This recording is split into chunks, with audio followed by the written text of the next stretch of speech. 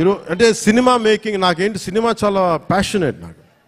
అలాగే నాకు ఈరోజు నేను ఒక ఒక టెరానికల్ అంటే ఒక నియంత్రణ పోకడలతో ఉన్న ఒక ప్రభుత్వాన్ని ఎదుర్కోగలిగామంటే ఆ శక్తి సంపద మీరు ఇచ్చింది, నాకు సినిమానిచ్చింది. సో ముందుగా మీ అందరికీ నా ధన్యవాదాలు తెలుపుకుంటూ, అలాగే ఎగ్జిక్యూటివ్ ప్రొడ్యూసర్ దయాకర్ రావు గారికి, జ్యోతికృష్ణ గారికి, మన డానిష్ గారికి. Jammu hails from Jammu and Kashmir and right you're from Jammu and Kashmir, right from Kashmir, you're from Kashmir. ఆయన అంటే భారతదేశం అంటే నేను చెప్పానంటే ఎంత ఇంట్రెస్టింగ్ ఉంటుందంటే film making. Nidhi Agarwal is from northern part of the India, he is from Kashmir. మేమేమో ఇక్కడి నుంచి వస్తాం. అలా ఒక్కొక్క యాక్టర్ని తీసుకుని కొంతమంది విదేశాల నుంచి వచ్చారు. అంటే ఫిల్మ్ మేకింగ్, సినిమా అనేది దీనికి కులం లేదు, మతం ఉండదు, race, religion, region, linguistic barriers ఏముండవు.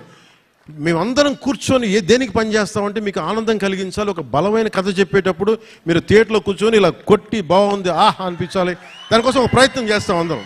నేననే కదా, ఏ హీరో అయినా సరే, ఏ ఫిల్మ్ మేకర్ అయినా సరే. ఇలాంటి మేమందరం కష్టపడుతున్నప్పుడు నాకు చాలాసార్లు అనిపించేది ఈ సినిమా సరిగ్గా రూపుదిద్దుకుంటుందా, ఎట్లా ఉందో ఇప్పుడు ఒక భయం ఉండేది నాకు. కానీ ఎప్పటికప్పుడు ఒక చిన్న ట్రైలర్ రిలీజ్ చేసి కృషి గారు దాని మ్యూజిక్ నాకు ఎప్పుడు ఒక జీవాన్ని పోసేది. ఈ రోజున సినిమాని ఇంత బలంగా మనం ఒక బలమైన పాజిటివ్ నోట్ ఉంది అంటే ఈ సినిమాకి నాలాంటి హీరో కంటే వీళ్ళందరికంటే కూడా దీన్ని నమ్మిన వ్యక్తి academy Oscar winner Shri Keeravani గారు, ఎంఎం కీరవాణి. అంటే ఆయన కనుక సినిమాకి డైరెక్షన్ లేకపోతే ఈ సినిమా ఇంత అద్భుతంగా వస్తా నాకైతే సందేహం. ఆయన లేకపోతే, కీరవాణి గారు లేకపోతే హరిహర వీరమల్లు అనే సినిమా లేదు.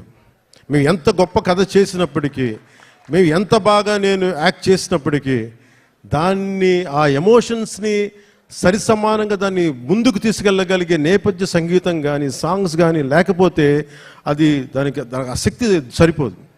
అలాంటిది ఆయన ఇలాంటి మన అలాంటి ఒక ఆస్కర్ అవార్డు గ్రహీత మన విశాఖపట్నంకి వచ్చి, లేదంటే మన హైదరాబాద్కి వచ్చి అక్కడ శిల్పకళ వేదిక కావచ్చు, ఇక్కడ మన ఈ వేదిక కావచ్చు, ఇక్కడికి వచ్చి చేస్తున్నారంటే ఒక అకాడమీ అవార్డు విన్నర్ మన దగ్గరికి వచ్చి మన ఆడిటోరియంస్లో కూర్చున్నట్టు అది మనందరం చేసుకున్న అదృష్టం, మన భారతదేశం చేసుకున్న అదృష్టం.